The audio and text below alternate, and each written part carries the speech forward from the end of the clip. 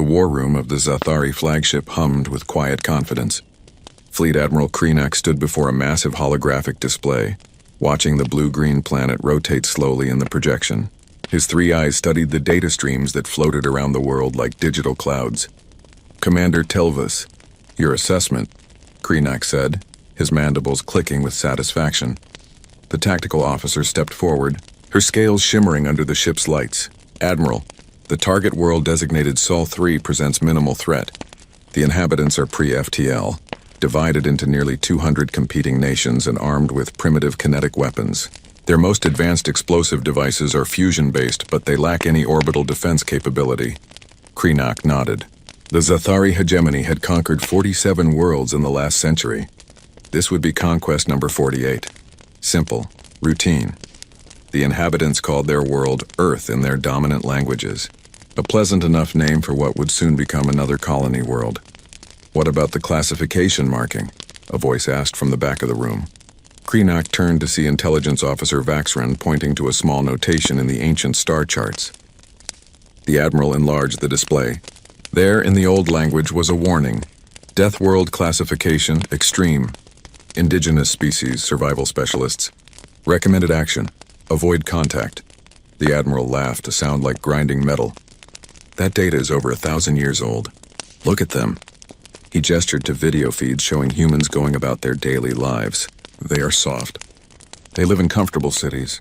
They fight wars with rules and treaties. These are not the savage creatures the ancient surveys feared. Around him, his officers murmured agreement. The Zathari had evolved on a world of moderate climate and gentle seasons. The Velkar, their allies, came from a water world of calm seas. The Kreth had known only the stability of their moon colonies. Together they had built an empire on superior technology and overwhelming force. "The invasion plan is standard," Telvis continued. 50 warships, 10,000 ground troops. We strike military installations first, then broadcast surrender demands. Historical data suggests primitive species capitulate within 48 hours when faced with orbital superiority. Kreenak approved the plan with a gesture. "Execute on my command. Let us bring civilization to Sol 3. The fleet transitioned from hyperspace 3 days later. It was a Tuesday morning on Earth, though the Zathari had no word for such a concept. Their computers had calculated the optimal moment, when the planet's major military powers were at maximum distance from each other in their rotation. The first strikes were precise. Orbital bombardment platforms destroyed key military bases. Communication satellites turned to expanding clouds of debris. Government centers found their command structures decapitated by directed energy weapons that left perfectly circular holes in buildings. Then came the broadcast. The message went out in 47 Earth languages, translated by the fleet's computers. "Inhabitants of Sol 3. You have been deemed suitable for integration into the Zathari hegemony. Cease all resistance. Surrender your military forces. Submit to processing. You have 12 hours to comply." Kreenak waited for the expected response: panic, chaos, desperate pleas for mercy. Instead, the communication channels filled with something else entirely. From North America. "You picked the wrong planet, buddy." From Europe. "Good luck with that." From Asia. A stream of text that the computers struggled to translate, but seemed to involve detailed descriptions of what humans would do to the invaders. But the strangest response came from multiple sources. "Remember Pearl Harbor." "What does this mean?"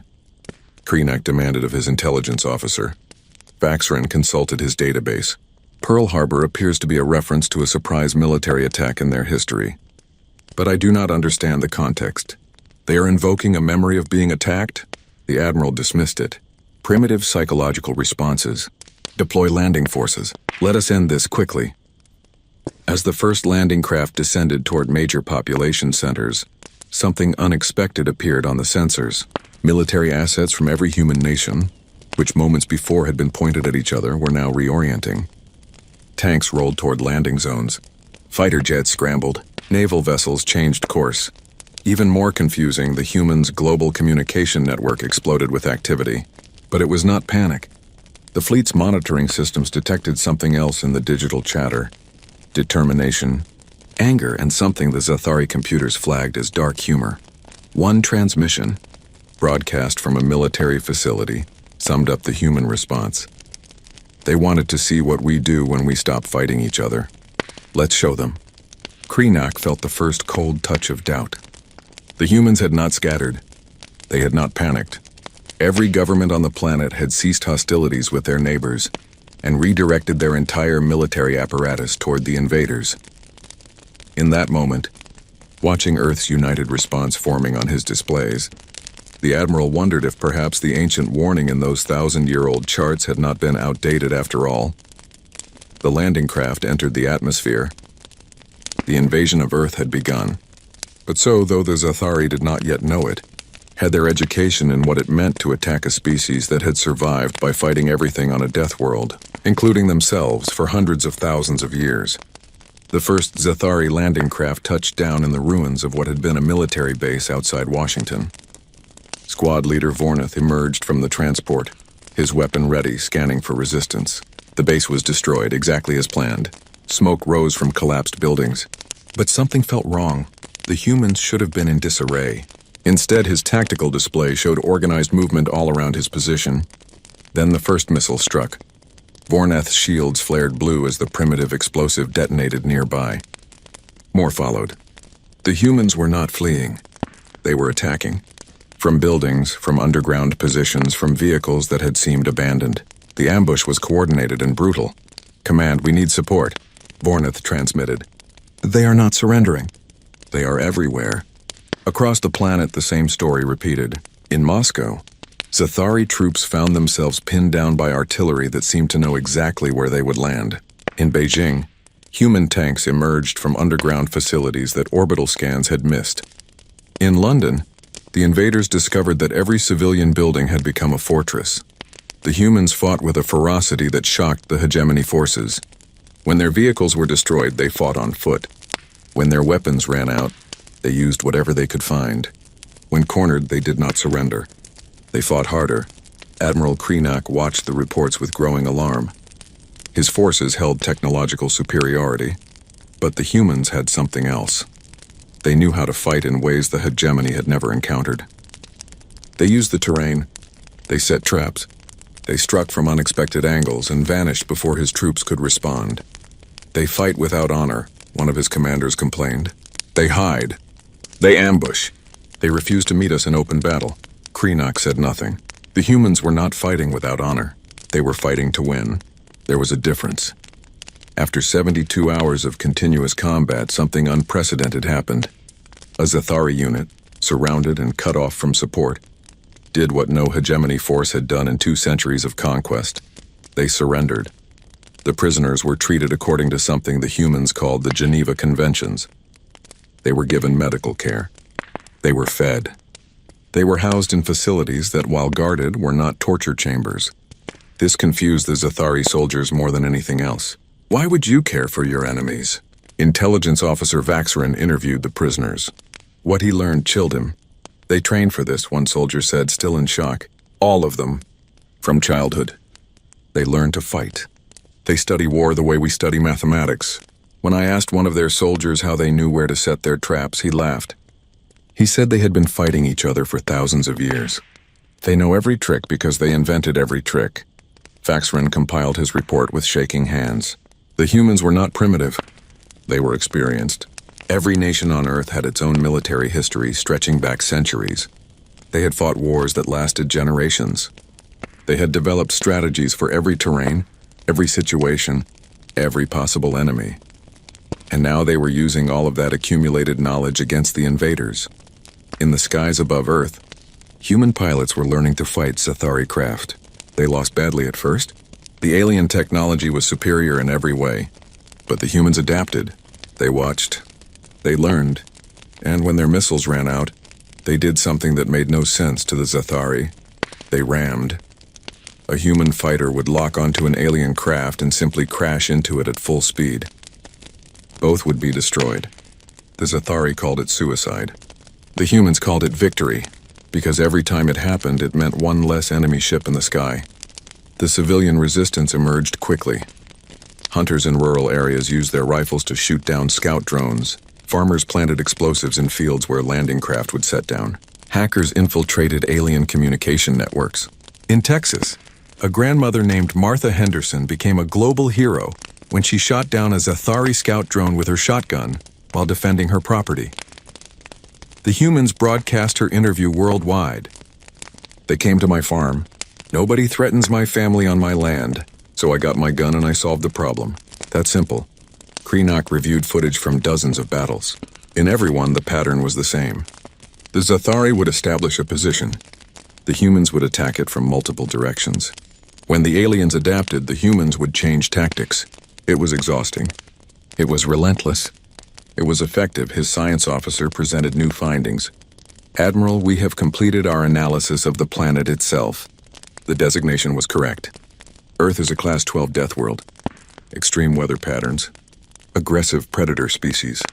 Deadly microorganisms. The gravity is above galactic average. The atmospheric pressure fluctuates dramatically. This world has been trying to kill its dominant species since they evolved. And they survived. Krenak said quietly. More than survived, sir. They thrived. They spread to every environment on the planet. Deserts, frozen wastelands, jungles, mountains, they adapted to all of it. And then when they had conquered their world, they started fighting each other. For practice, Krenak closed his 3 eyes. The Hegemony Council was demanding results. But how could he explain this? How could he tell them that they had sent 50 warships to conquer a species that viewed war as a fundamental part of their existence? A species that had been forged in conflict since before they discovered fire? The transmission came from Earth's emergency government, a hastily formed council of world leaders. Their message was broadcast in clear Zathari. To the Zathari hegemony, you have made a grave mistake. You thought we were weak because we were divided. But we were never weak. We were just distracted. Now you have our full attention. Leave our system or learn what happens when you wake up a sleeping death world. This is your only warning. Krenak knew he should ignore the primitive threat. He should order the orbital bombardment platforms to level their cities. He should teach these creatures the price of defiance. But as he watched another of his landing craft explode in a ball of fire, shot down by a human weapon that should not have been able to reach it, he felt something he had not experienced in his long military career. He felt afraid. The orbital bombardment began at dawn. The Hegemony Council had lost patience with Krenak's warnings about human resilience. They demanded swift action. The Admiral, bound by duty and honor, complied. Energy beams lanced down from orbit, striking cities with precision. Millions died in moments. The destruction was total and terrifying. Entire urban centers were reduced to glass and ash. This, the Hegemony believed, would finally break the human spirit. They were wrong. The human response was not surrender. It was fury. Across Earth, the message went out from surviving government centers. World leaders addressed their populations not with despair, but with resolve. They have struck us, one president said from a bunker deep underground. They have killed our people. They have destroyed our cities. They think this will make us kneel. They do not understand who we are. We are humans. We do not break. We do not surrender. We fight. And we will show them what that means. The bombardment had one unintended effect. It unified humanity completely. Every difference, every conflict, every historical grievance became meaningless in the face of extinction. Former enemies worked together. Scientists shared research. Military commanders coordinated strategies. Engineers pooled resources. In underground facilities around the world, human scientists examined captured Zathari technology. They dissected weapons. They analyzed armor. They reverse-engineered shield generators. What should have taken years took weeks. Necessity drove innovation at a pace the galaxy had never seen. A breakthrough came from a team in Switzerland. They had discovered how to adapt the alien shield technology to work with human power sources. Within days, the design was distributed globally. Factories that had built cars now built shield generators. Weapons manufacturers that had created bullets now created energy weapons. The first human counterattack came 2 weeks after the orbital bombardment. Modified intercontinental ballistic missiles, equipped with reverse-engineered shield-penetrating warheads, launched from silos that the Zathari had believed destroyed. The missiles streaked into orbit faster than the alien point defense systems could track. 2 Zathari battleships exploded in brilliant flashes of light. The remaining fleet scattered in confusion. How had the primitives reached them? How had they penetrated their shields? The answer was simple and terrifying. Humans learned fast. Krenak's forces were designed for conquest. not sustained combat. They expected resistance to end once sufficient force was applied. But Earth's resistance only intensified. Every battle cost the hegemony ships, soldiers, and equipment that could not be easily replaced. Supply lines stretched back to their nearest colony, weeks away even at FTL speeds. Meanwhile, humans were manufacturing weapons and equipment on their own planet, using their own resources, at a rate that shocked the alien analysts. In the prisoner camps, captured Zathari soldiers watched human news broadcasts. A xenobiologist named Trellick paid special attention. Unlike his fellow prisoners, he tried to understand these creatures. What he learned horrified him. The broadcast showed human history. Thousands of years of continuous warfare, empires rising and falling, weapons growing more deadly with each generation, tactics evolving through endless conflict. The humans had not just survived on a death world, they had made that death world into a training ground. We never stood a chance, Trellick said to himself in his cell. They have been preparing for this their entire existence. They evolved fighting predators. Then they fought each other. They developed technology specifically to kill. Their whole civilization is built on the foundation of warfare. He requested an audience with the human commanders. They granted it, curious about what the alien scientist wanted to say. "I need you to understand something," Trellick said through a translator. "The hegemony does not think like you. When they receive reports of their losses here, they will not withdraw. They will send more ships. A fleet 10 times the size of this one. They cannot afford to let a primitive species defeat them. It would threaten their entire empire." The human general listened carefully. Then he smiled. An expression that Trellick had learned meant something very different to humans than it did to his own species. "Then we will fight that fleet too," the general said. "And the next one. And the one after that. We will fight until you stop coming, or until there is no one left on either side to fight. Those are your options." Trellick stared at the human. "You would sacrifice everything? Your entire species? To remain free?" "Yes, without hesitation. That is what you and your hegemony do not understand. We would rather die as humans than live as slaves. This is not negotiable. This is who we are." The xenobiologist realized something in that moment. The hegemony had not attacked a planet. They had awakened something that should have been left alone. They had given humanity a common enemy, and in doing so, had created the most dangerous force in the galaxy. A united human race with nothing to lose. That night, Trellick made a decision that would brand him a traitor to the hegemony.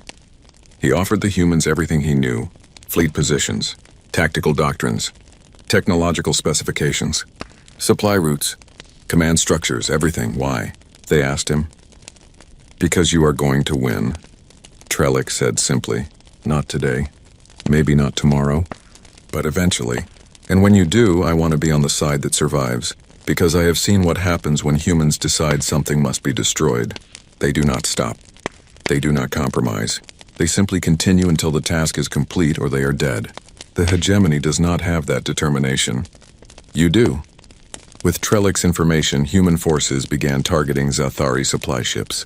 They raided logistics centers. They destroyed communication relays. They turned the invasion fleet's greatest advantage, its technology, into a weakness. Because advanced technology requires advanced support infrastructure, and that infrastructure could be attacked. In orbit, Admiral Kreenak watched his carefully planned conquest dissolve into chaos. His ships were damaged, his troops were demoralized, his supply lines were compromised, and the humans showed no signs of stopping. Then the long-range sensors detected something new. The reinforcement fleet had arrived at the edge of the solar system. 300 warships, the largest armada the hegemony had ever assembled. They would arrive in Earth orbit within days. Kreenak expected the humans to panic. Instead, they accelerated their preparations. Their response was broadcast to his fleet in perfect Zathari. "Bring them all. We will be waiting." The breakthrough came from a team of engineers in Japan. They had been working non-stop on a damaged Zathari cruiser that human forces had captured mostly intact. The ship had suffered engine failure during atmospheric combat and crashed in the Pacific Ocean. Recovery teams had pulled it from the depths. Inside its databanks, they found everything. Complete technical specifications, navigation systems, weapons arrays, And most importantly, the principles behind faster-than-light travel. Human scientists around the world abandoned sleep. They worked in shifts that blurred together into a continuous effort. The FTL drive was incredibly complex, but it was not impossible to understand. Within 3 weeks, they had not only figured out how it worked, but had begun adapting it to human manufacturing capabilities. The humans also reverse-engineered the shield technology completely. Now they could build it from scratch. Factories that had once made consumer electronics now produced military-grade energy shields. The transformation of Earth's industrial capacity was total. In orbit above Earth, Admiral Kreenak faced a crisis he could not have imagined. Half of his fleet officers had sent him a formal request to retreat. In hegemony military tradition, this was not quite a mutiny, but it was close. They argued that the mission was unsustainable, that losses were unacceptable, that the humans could not be conquered by conventional means. The Admiral refused. "We do not run from primitives," he declared. "The reinforcement fleet will restore order. We hold our position." But Kreenak knew, deep in his core, that something fundamental had changed. The humans were no longer defending. They were preparing to attack. The proof came when Earth's combined military launched Operation Thunderbolt. Every functional spacecraft, every modified missile, every weapon that could reach orbit was deployed simultaneously. The attack came from all directions at once. Human pilots flew captured alien fighters alongside jury-rigged Earth vessels. They used tactics that made no sense to the Zathari, because those tactics prioritized results over survival. Ships that were disabled became kinetic weapons, their pilots ejecting at the last moment as their craft slammed into alien vessels. The battle was chaos. The Zathari had superior technology, but the humans had superior determination. They also had the home advantage. Every piece of space debris, every destroyed satellite, every bit of orbital wreckage became a weapon in human hands. By the end of the engagement, humanity had lost 60% of its attacking force. But the Zathari orbital infrastructure was gone. Their bombardment platforms were destroyed. Their supply ships were crippled. Their communication networks were shattered. For the first time since the invasion began, Earth's skies were clear of alien presence. Trellick, the defector xenobiologist, requested permission to address the United Nations Emergency Council. They gathered in a bunker beneath the Swiss Alps, world leaders linked by secure communications. "I must warn you," Trellick said, his translator rendering his words into dozens of human languages simultaneously. "The reinforcement fleet is not like the first invasion force. It is 10 times larger. 300 warships, 50,000 troops. The Hegemony Council is committed now. They will send everything they have rather than accept defeat by a pre-FTL species." The Secretary General of the UN studied the alien scientist. "What would you do in our position?" "Surrender," Trellick said without hesitation. "Negotiate terms. Save what you can of your civilization. You cannot win against those numbers." A general from China leaned forward. "And if we refuse to surrender, then you will fight, and you will die. The hegemony has never lost a conquest war. Never." The leaders looked at each other, some through video screens, some in person, representatives of nations that had fought each other for centuries. Now united by a simple truth, they would not kneel. The American president spoke for them all. "Then we will be the first to make them lose. We have something your hegemony has never faced before. We have nothing to lose and everything to fight for. We will fight that fleet. We will fight the next fleet. We will fight until there are no more fleets to send, or until we are extinct. Those are the only 2 outcomes we accept." Trellick felt something he had not experienced before. Hope mixed with terror. These creatures were insane. They were also magnificent. They truly would rather die than submit. And in that determination, he saw something the hegemony had lost long ago. The will to sacrifice everything for freedom. "Then I will help you," Trellick said. "I will give you everything I know. Fleet compositions, command structures, tactical weaknesses. If you are going to do this impossible thing, at least let me help you have a chance." With Trellick's intelligence, human military planners began preparing for the largest battle in their history. They fortified orbital positions. They laid minefields throughout the solar system.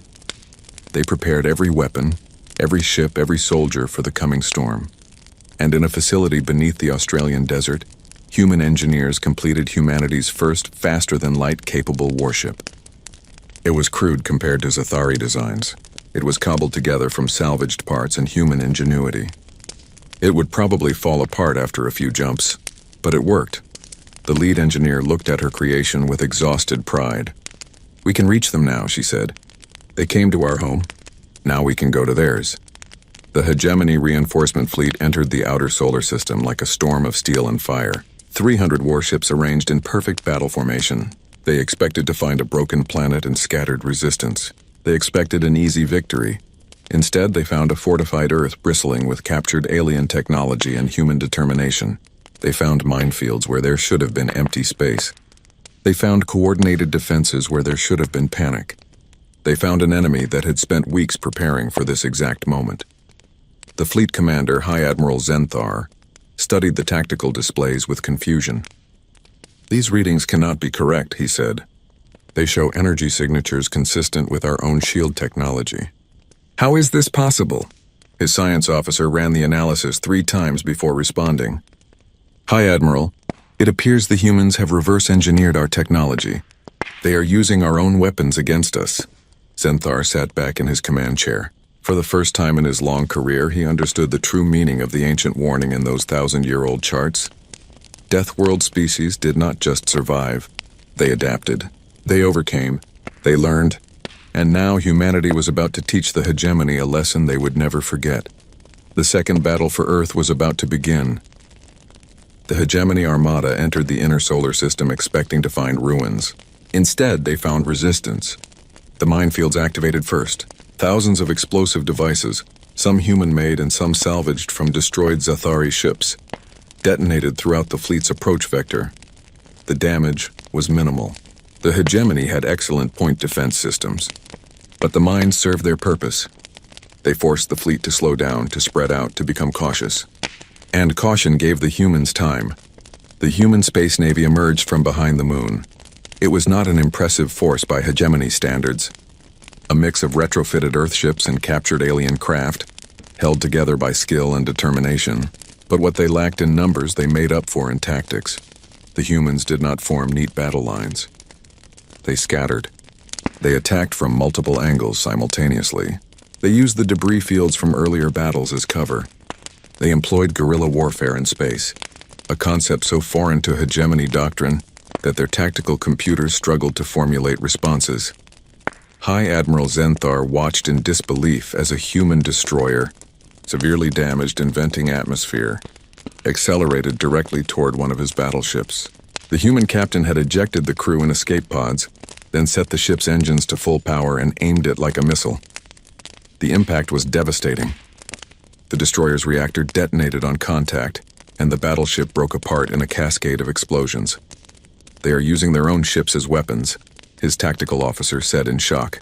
"What kind of species does this?" "A desperate one," Zenthar replied. But even as he said it, he knew it was not desperation. It was calculation. The humans had determined that trading one destroyer for one battleship was an acceptable exchange. They were fighting a war of attrition, and they were willing to pay the price. The battle raged for hours. The hegemony's numerical advantage became a liability in the close-quarters combat the humans preferred. Their large fleet struggled to maneuver without risking collisions with their own ships. Meanwhile, human fighters darted through the chaos, targeting engines and weapon systems with surgical precision. On Earth's surface, life continued with defiant normalcy. Businesses opened their doors. Schools held classes in reinforced bunkers.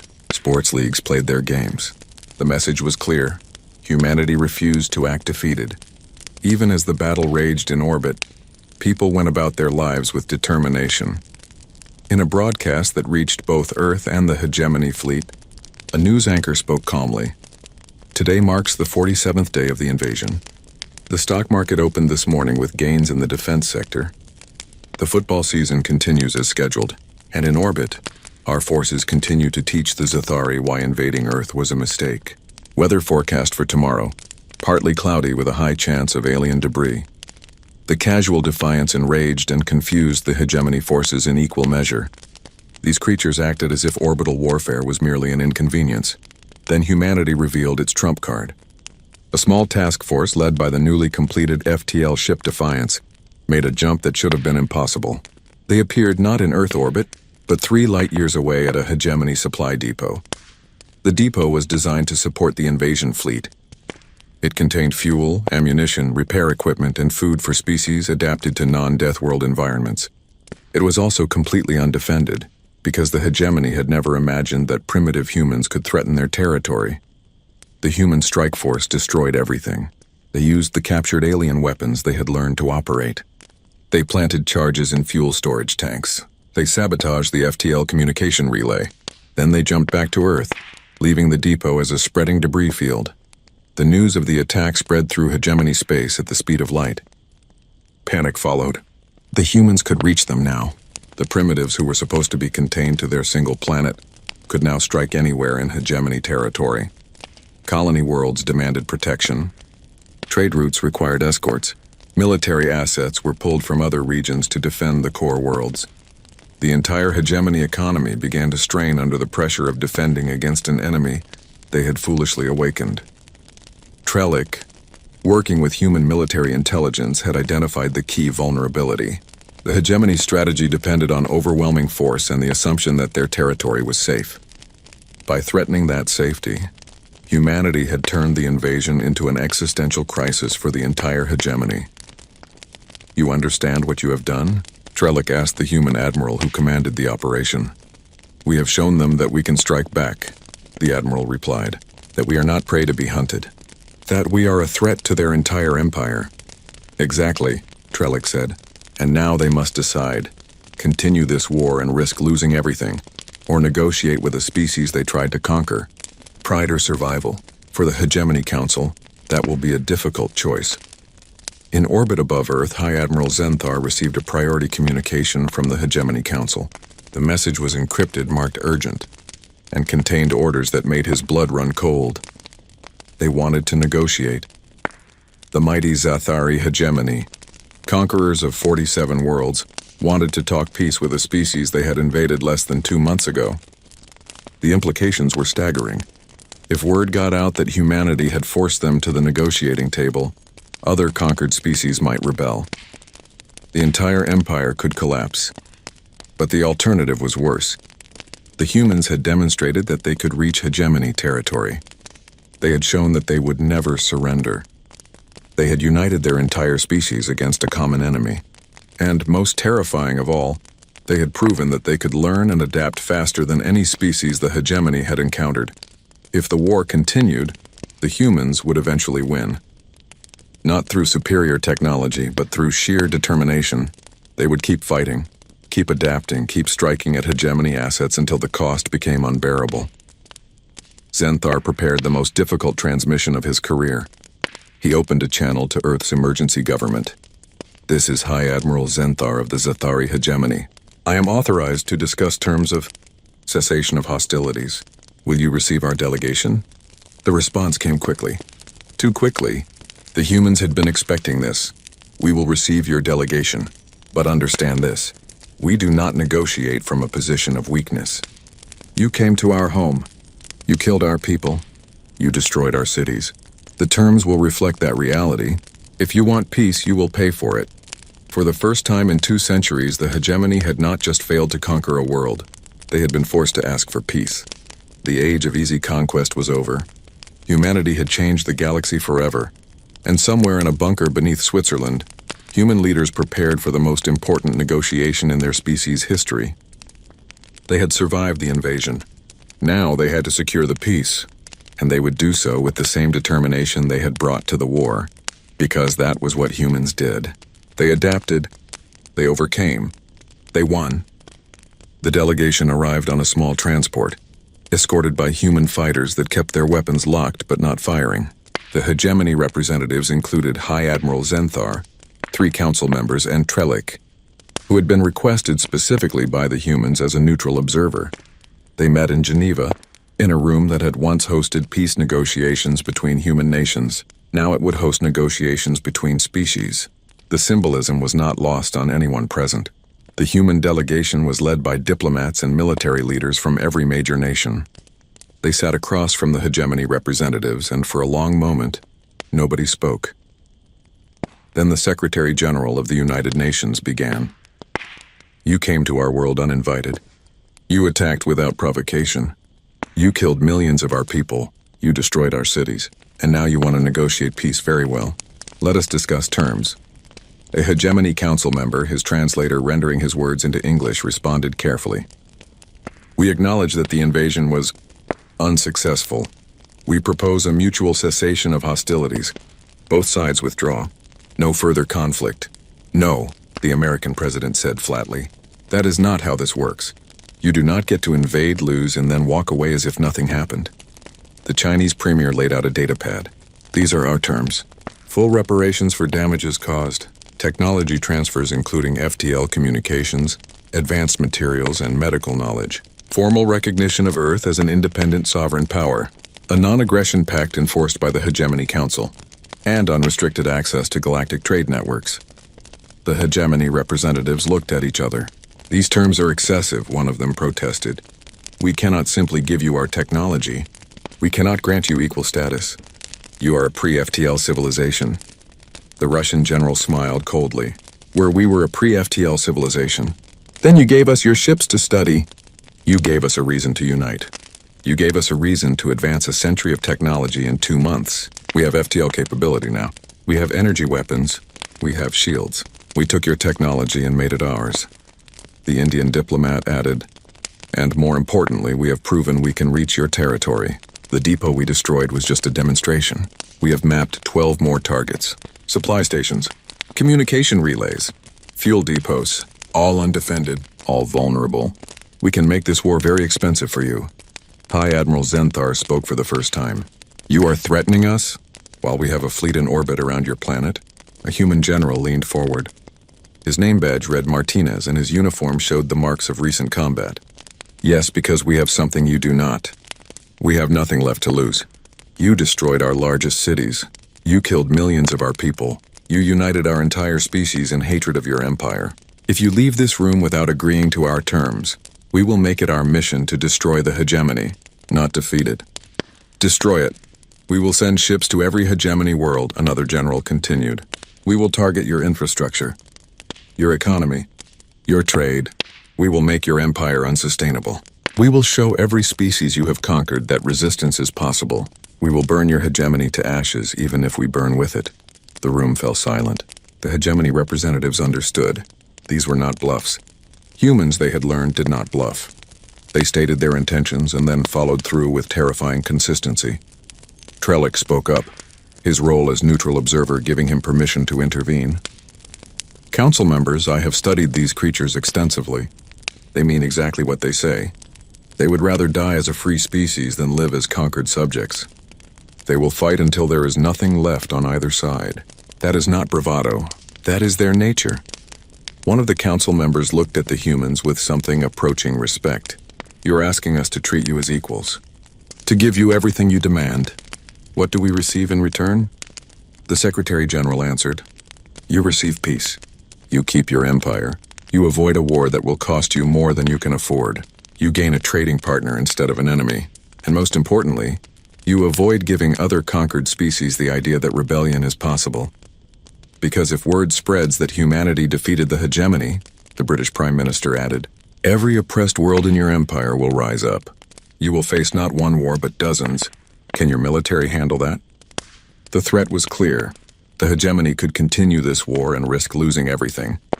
Or they could negotiate and save face. The choice was between pride and survival. After a long silence, High Admiral Zenthar spoke. I will recommend to the Council that they accept your terms. With modifications, but we will accept the core demands. The negotiations continued for 3 days. The details were complex, but the outcome was clear. Earth would receive reparations, technology, and independence. The hegemony would withdraw all forces and recognize humanity as a sovereign power, with full rights in galactic affairs. The treaty was called the Sol Accords. It was signed by representatives of every human nation and the Zathari Hegemony Council. The ceremony was broadcast throughout the galaxy. After the signing, Admiral Martinez encountered Admiral Zenthar in a quiet corridor. The Zathari admiral looked at the human with his 3 eyes and spoke through a translator. I must know, If we had continued the war, would you truly have sacrificed everything? Martinez did not hesitate. Yes, without question. We would have burned the galaxy down before we surrendered. Why? What makes freedom so valuable that you would die for it? Because without freedom, we are not human, Martinez replied. We are just animals, and we would rather die as humans than live as anything else. That is what you failed to understand. That is what your ancient charts tried to warn you about. Zenthar considered this. You said Earth is our neighbor now. I think that is not quite accurate. You are not neighbors. You are predators who have chosen not to attack us yet, Martinez smiled. Then I suggest you give us no reason to change our minds. Good day, Admiral. 5 years passed. Earth transformed. With access to galactic technology and trade, humanity advanced at a pace that shocked the rest of the galaxy. They built ships. They established colonies on Mars and the moons of Jupiter. They opened embassies on a dozen worlds, but they also became something else, a military power. Other species began hiring human mercenaries and military advisors. The phrase human tactics became shorthand for aggressive, unpredictable warfare that prioritized winning over following conventions. Earth's economy boomed. Human engineers were sought after for their ability to fix anything with limited resources. Human doctors were valued for their experience treating species from death worlds. Human diplomats were feared for their willingness to walk away from bad deals. The galaxy learned to respect humanity. Not because humans were the strongest or the smartest, but because they were the most determined. They were the species that had looked at an impossible situation and decided to win anyway. In the hegemony archives, the file on Earth was updated. The ancient warning was still there, but now it had new notes appended by Admiral Kreenek before his retirement. Death World. Indigenous species survival specialists. Designation humans. Recommended action. Do not engage under any circumstances. If engagement unavoidable, deploy overwhelming force and expect total war. Note, they call themselves human. This word now means nightmare in 47 galactic languages. They refuse to surrender. They adapt to any threat. They learn from every defeat. They remember every slight. They are the apex predators of a world that tried to kill them for millions of years, and they won. A new species discovered the database entry years later. Their scientists were excited. A pre-FTL world, recently discovered, seemed perfect for colonization. They began planning their invasion fleet. Their commander pulled up the file on the system. Sol 3, also known as Earth. He read through the hegemony's notes with growing alarm. Then he read the latest addendum written by a species that had tried trading with humans. Update, do not engage. They remember. They adapt. They win. We tried to cheat them in a trade deal. They destroyed our economy in retaliation. We tried to restrict their access to shipping lanes. They built their own and offered better rates. We tried to exclude them from the Galactic Council. They formed their own alliance and half our members joined them instead. Learn from our mistakes, treat them with respect, trade fairly, and never ever threaten them. The cost is too high. The commander closed the file and canceled the invasion plans. Instead, he opened a diplomatic channel. The galaxy had learned its lesson. Humanity was not to be conquered. They were to be respected, traded with fairly, and most importantly, left alone unless you wanted a fight that would cost more than you could afford to pay. Because Earth was more than a planet. It was a warning. A reminder that the universe was full of dangerous things, and some of the most dangerous wore human faces and spoke of peace while building weapons. And if you ignored that warning, if you attacked them anyway, then you would learn why the ancient surveys had marked their world with a single word that every species in the galaxy now understood. Death World.